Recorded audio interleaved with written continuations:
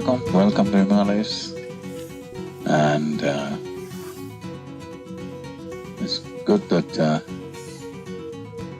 everybody except one managed to get here today. Thanks to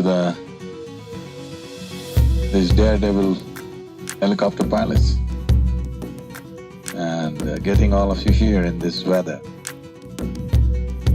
in this kind of overcast skies, in this mountainous terrain is… they did it quite effortlessly, but it's not easy.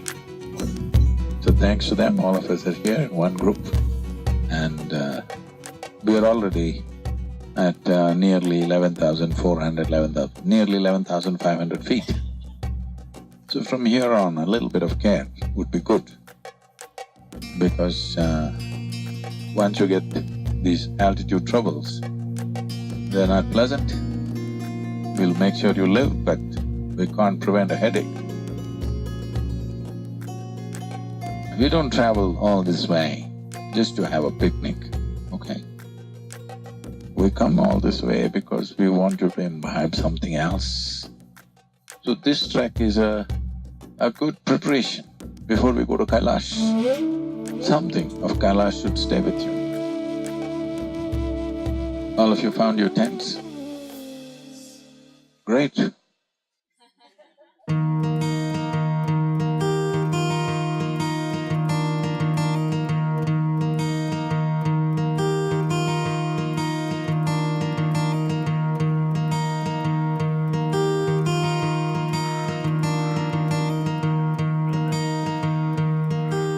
Living in a tent has been a great adventure.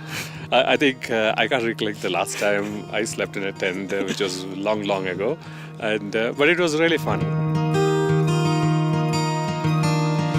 Put simply, I had the best sleep last night.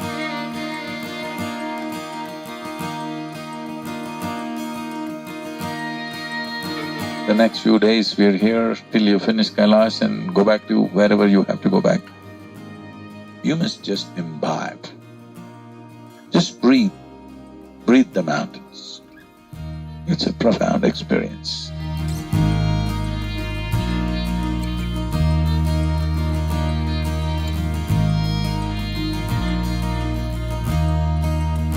Today's the first day, so it's really good. We just crossed Manang Valley. Looking forward to how this keeps building on from here on.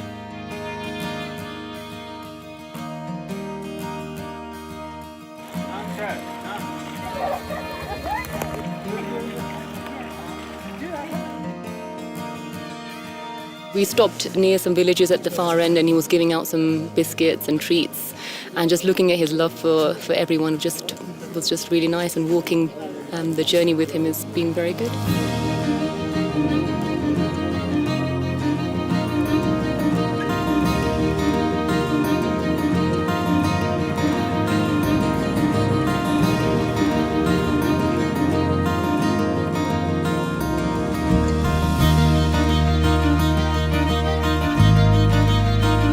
The last bit was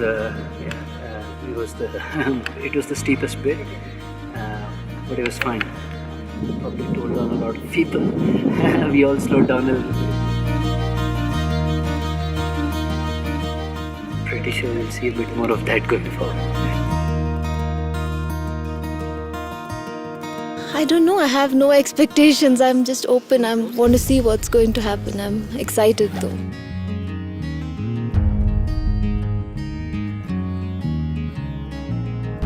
You're going on a pilgrimage.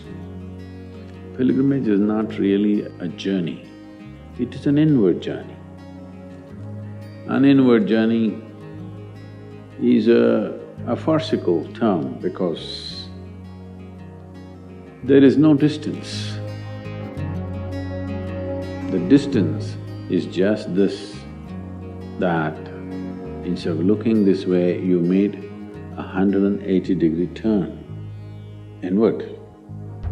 That's all the journey. There's no place to walk. Huh? There isn't any distance. It's an imagined distance, that's all. So if you turn around, it's right there.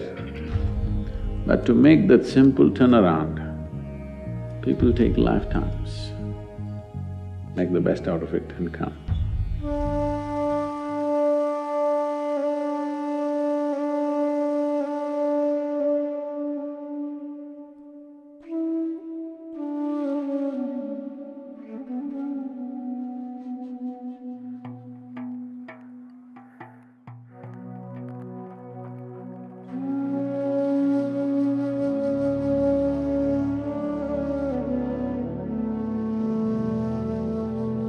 In terms of altitude, today is not a very big challenge. We're just climbing about maybe 360, 370 meters. Where we camp should be a shade over 4,100 meters. 5 minutes, 5 minutes! In 5 minutes, everybody ready? Only thing is, the first 2.5 kilometers is a straight climb, so you'll have to carry your breakfast. No, I mean…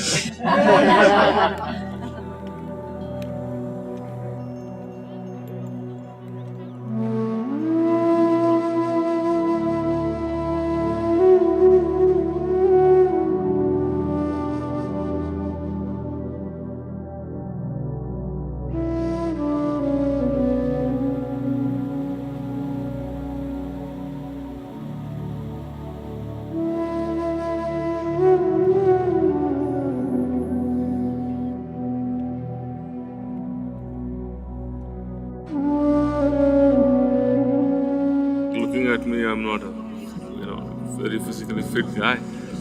But every year I wonder like, how can I walk all this? I can't be able to walk in treadmill for more than 30 minutes, but here, mountain, it just happens.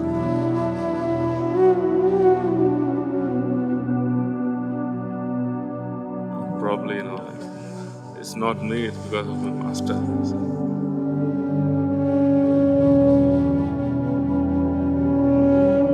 Tell me within you, is it your emotion or your thought or the life that you are, which is most valuable right now?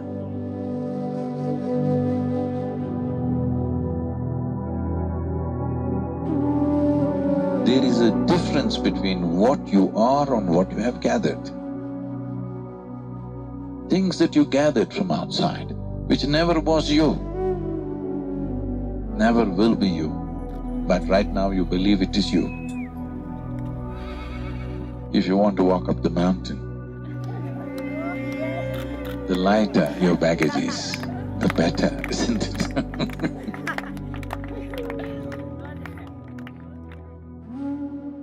Walk light, because air is thin. I hope the Nepal cell doesn't work, but I have work to do.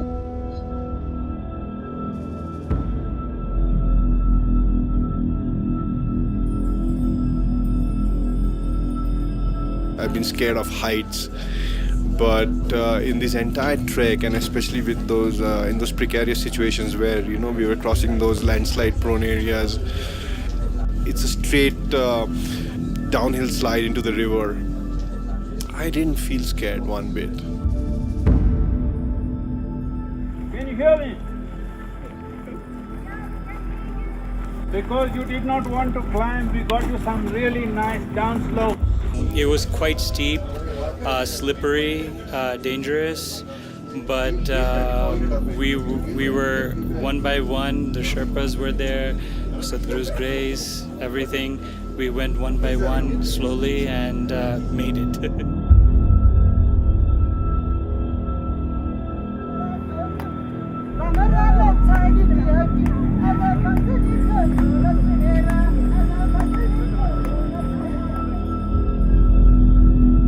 We are in the mountains. That means we are about 4,000 meters closer to heaven, Whether you are right now feeling it or not, it's not just about the oxygen, it's the pressure. When physiology loses its grip on you, this is a good time. This is a good time to become conscious. Consciousness means that which is devoid of memory. Body means It is made because of memory. Mind, totally memory. If you take away your memory, you lost your mind, isn't it? So, in whichever way possible for you, you try to keep whatever that connects you to your memory, just keep it aside for a few days. This is the time, good time to do that.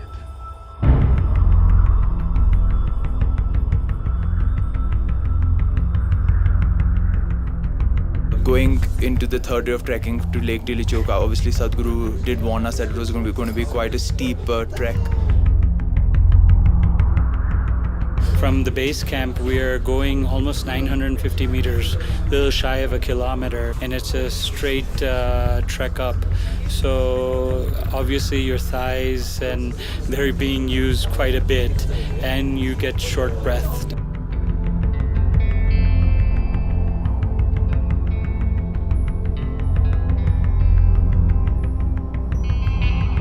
When we passed about 4,500 meters, I could feel that, your breath is slowing down and the weight feels much more heavier.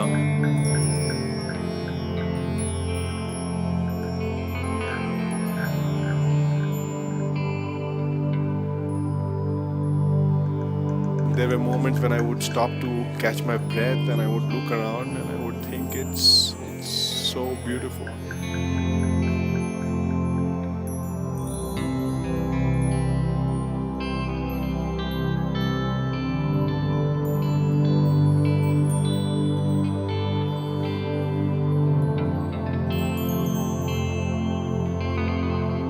Once we got to Lake Tilichoka, it's a very beautiful lake, very pristine, very untouched. And you obviously have the Mount Tilichoko, which is nearly 7,000 meters at the background. So it's a very pristine site to be at.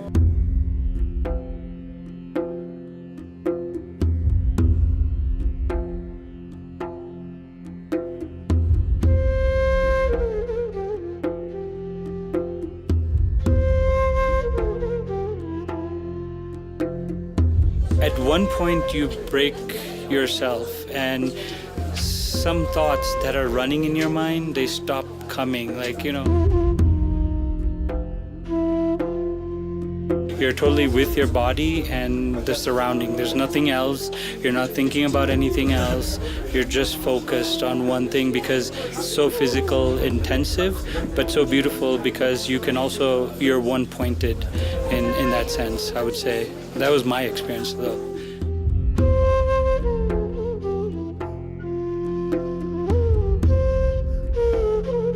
If you take charge of your physical body, 15 to 20% of your life and destiny will be in your hands. If you take charge of your mind, 50 to 60% of your life and destiny will be in your hands. If you take charge of the very life energies within you, 100% of your life and destiny will be in your hands. The question is only, how much have you taken charge?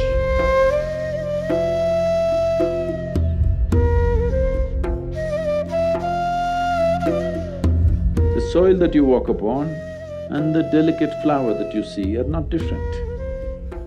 Just that life blossoms, that's all. So if life blossoms truly within you, 100% of your life is in your hands. But if grace blossoms within you, you yourself become God. You are not looking up to anything else because grace has blossomed within you, you have become that, what you are aspiring for.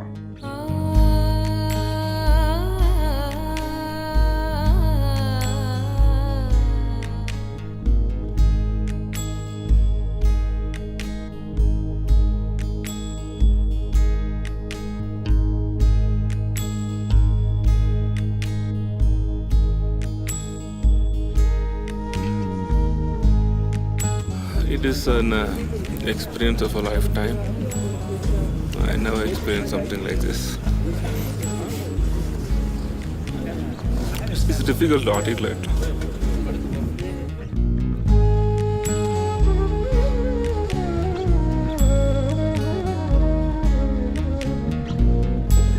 If anything I could have asked for in this life, I've got it. And I think this journey pretty much describes that.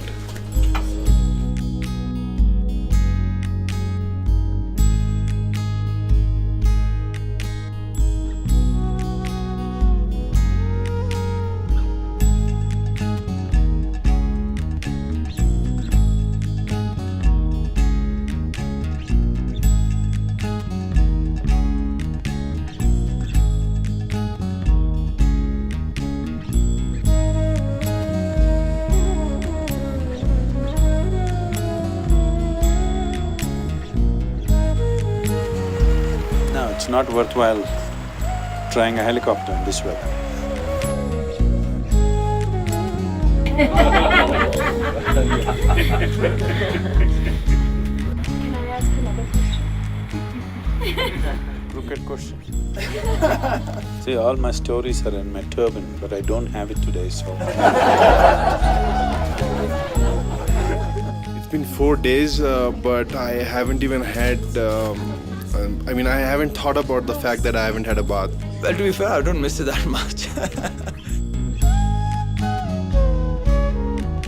Let's do it, take a break. What time is dinner? Don't feel like it at all. Oh my God. What's on me?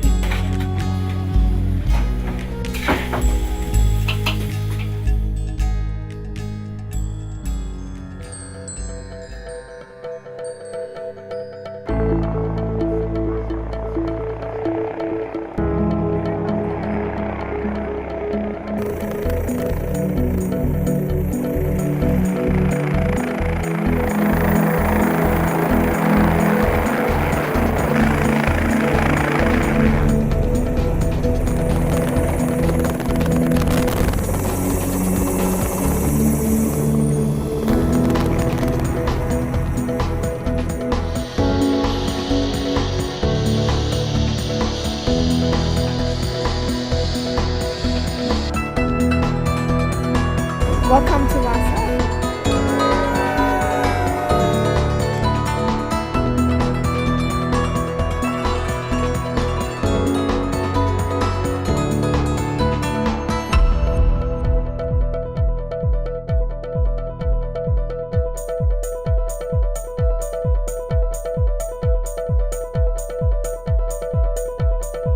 We are right now on the proper Tibetan plateau. This is the largest plateau on the planet. And we are about 3.5 hours away from Mansarovar. Make sure you drink a lot of water as we go towards 14,000 feet. Normally altitude problems only happen beyond 13,500. Once even a mild headache picks up, then we'll have to roll you back to the military hospital which is close by or further down the altitude. So please make sure you're healthy and well. Mansarovar is not just another body of water, so don't get to the water, okay? It's not a beach, it looks like that, but I want you to experience it in a certain way. We will touch the water, we will get in contact with the water in a specific way. Right from here, if you can start, it's fine, but the last 1 hour at least, I want all of you in a chant, okay? You know the tune?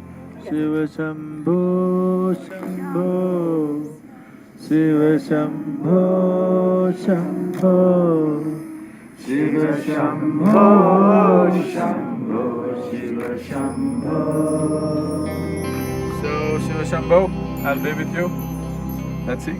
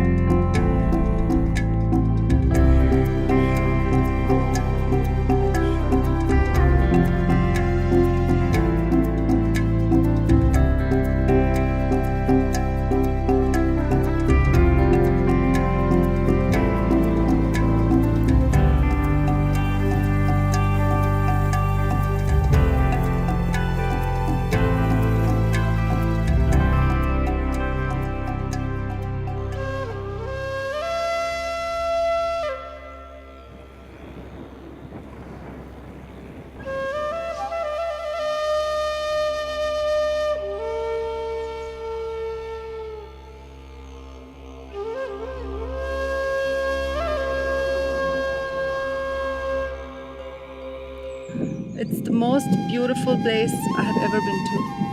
I've traveled a lot.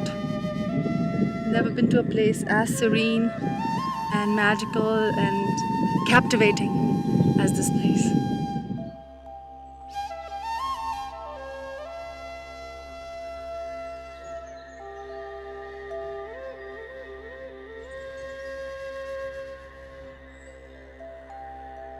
Every hour the color is changing. Sometimes it's purple, sometimes green, sometimes blue.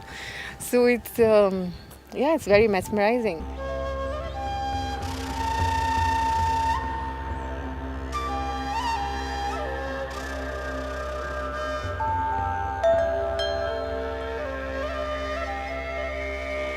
When I was much younger, something like Mansarovar would have been an irritant in my life because I could not leave anything unfigured out in my life. But now I've sort of come to terms, some things you don't figure and that's about it.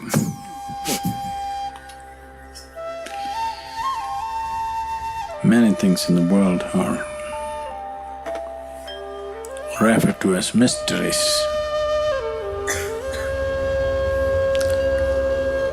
That is in the context of whatever you cannot understand is mysterious to you. Every understanding is a misunderstanding because life can never be understood. It can be lived, it can be experienced, you can reverberate with it. You never ever will understand it. Understanding means you have found a meaning. Meaning is essentially a psychological requirement. Existentially, there is no meaning anywhere. What is the meaning of these pebbles? What is the meaning of the lake? What is the meaning of the mountain? What is the meaning of the vastness of the sky? Tell the ducks about the meaning that you found in Mansarovar. They'll quack, quack, quack.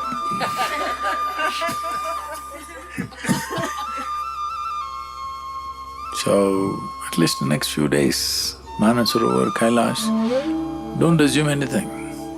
Oh, Shiva is God, Mahadeva. You don't know who the hell he is, let's see. The only thing that matters now is, the life that you are, is it full on or not? That's all. That's all you have to do. Tomorrow the lake will do that to you.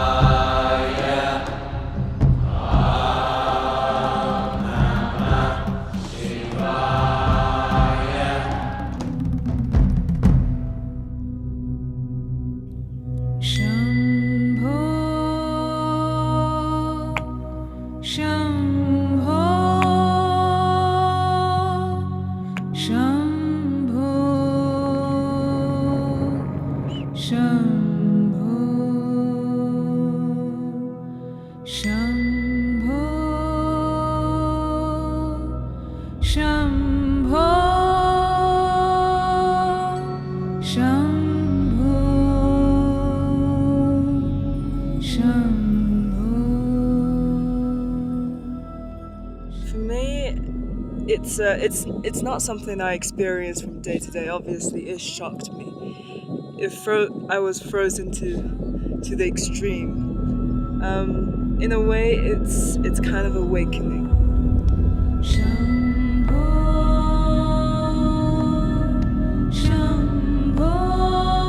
I don't know, I just went in and I went right deep in. It felt so warm inside. I was cold, I know I was cold, but it just felt warm. I don't know how to explain that.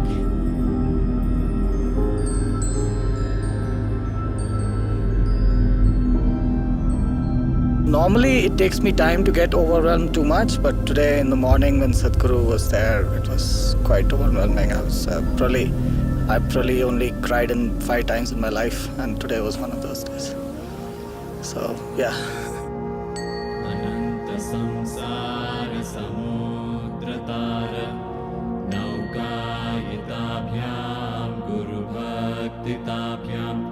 वैराग्य साम्राज्यद पूजनाभ्यां नमो नमः श्री गुरु पादुकाभ्यां. How my guru touched me within, how he made me feel, nobody else has. And he showed me what I'm not. And that's why I'm here. I'm here for one and one person only, and I'm here just for Sadhguru.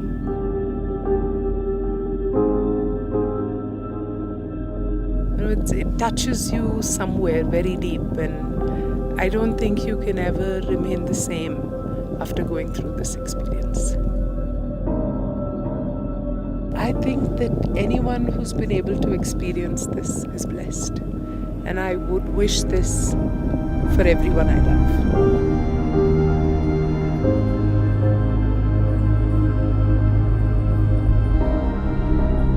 I'm blessed that I lived during a time when he was on this earth. That's all I can say. I'm so lucky.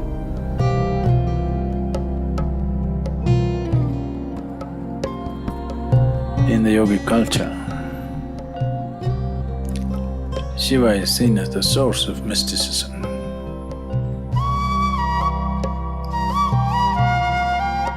What this means is that without him, we wouldn't even have realized there are mysteries. It's because of him that at least some pieces fell into our understanding or wonderment. At least we could begin to wonder about it, because otherwise it wouldn't even be there.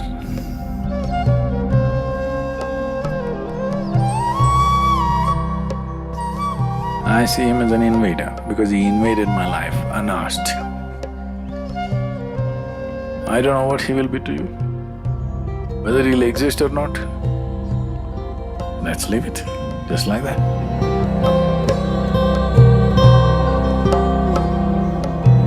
One must know that Shiva has always been identified with dance and music.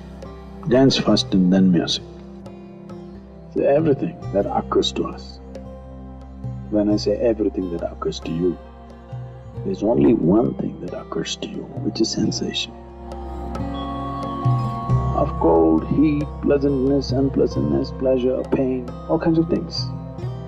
If this sensation or this basis of all our experience has to become a profound possibility, you must listen to the raga, the tune set by the existence. It's not our making, it's not in our hands, it's happening. Sensation is already given to us. Only thing we have to find is a rhythm.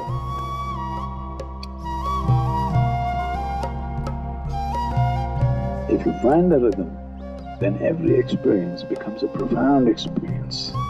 So when we say Shiva, we say he's a dancer, that means he found his rhythm. Because he's found his rhythm, he's become the most profound being that you can think of.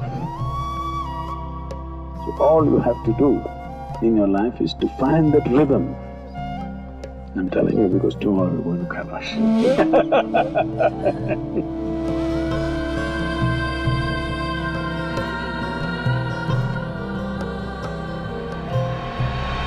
For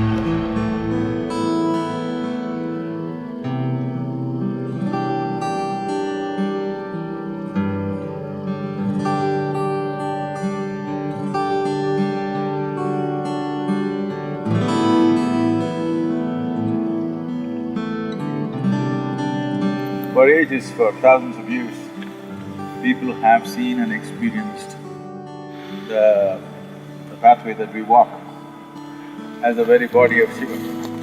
If we have to walk on somebody's body, we have to. How we will walk, that is the sensitivity with which you should walk. And keep the mantra in your breath. Get there.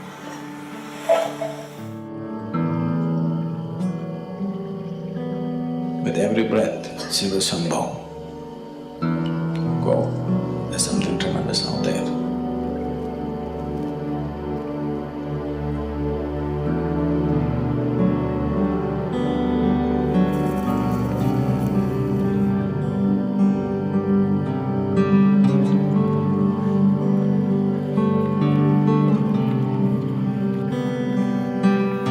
The trek itself for me was much easier in terms of physically, it was much easier after what Tilicho was, because this was actually a flatter terrain and gradually you kept climbing up.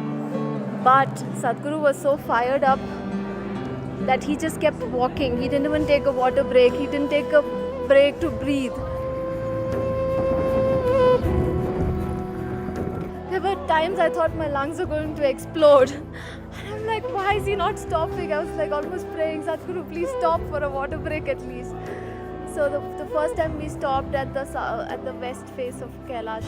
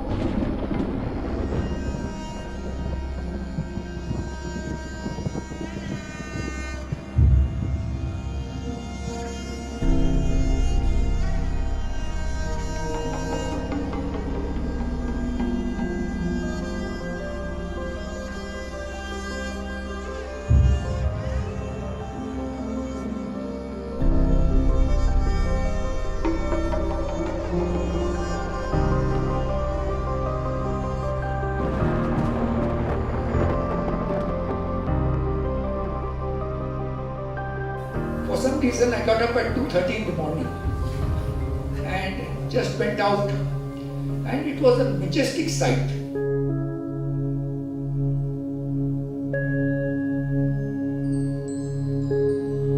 The sky was not very clear, it was hazy, the moon was hazy, but I could see Kailash, I could see the moon, and it was one of the most gorgeous sights. I think it will remain in my mind forever.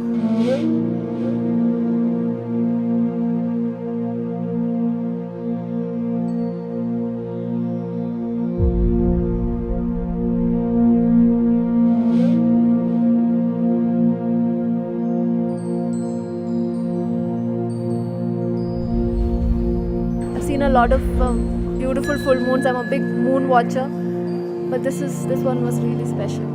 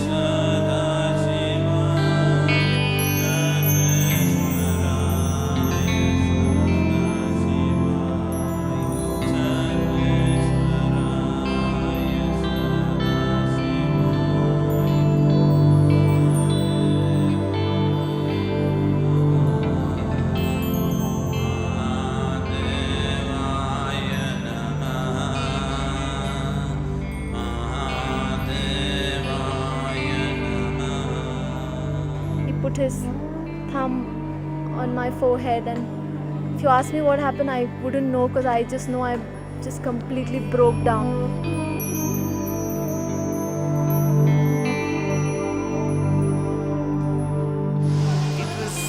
It was electrifying. It was like he was transferring a certain sense of power and at the same time a sense of responsibility.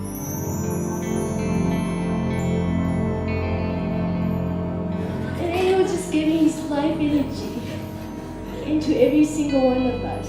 Doesn't matter who we are. He gave everything, his whole life.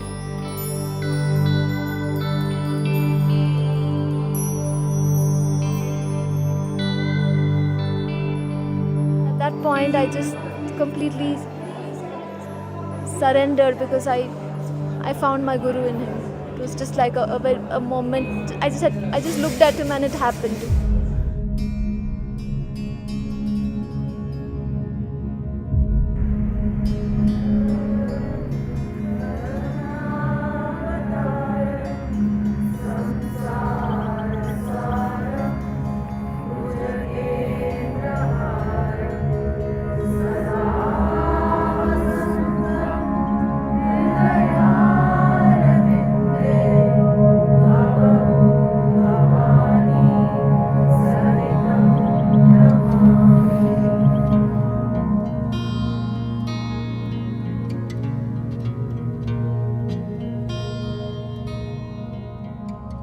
Kailash should not become just one more feather in your cap. Like I went to Kashi, I went on an African safari, I went to Vegas by myself, and I went to Kailash with Sadhguru. This is not one more addition. If you are willing, this can become the basis of your existence. Only then you benefit. Otherwise, one more badge. Badges get heavy and sink you.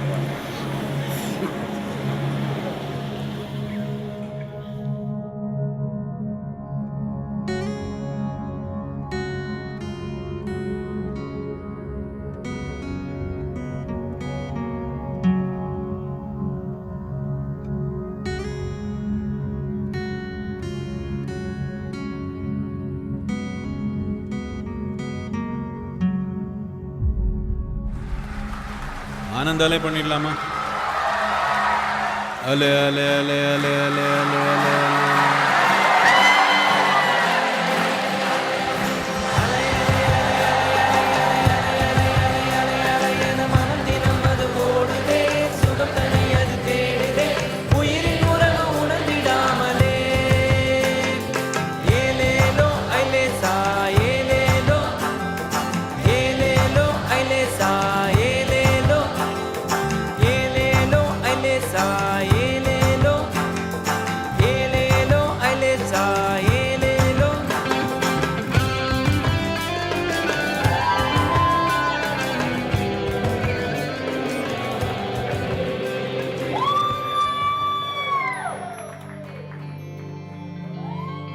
Namaskaram, Sadhguru. All my life I've nurtured my intellect. I put so much importance in my intellect and my logic, but then you came into my life and you've broken that, and I discover something that's beyond intellect.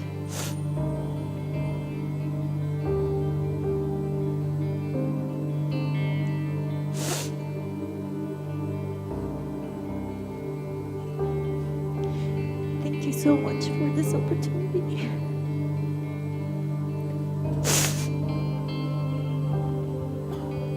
I cannot say.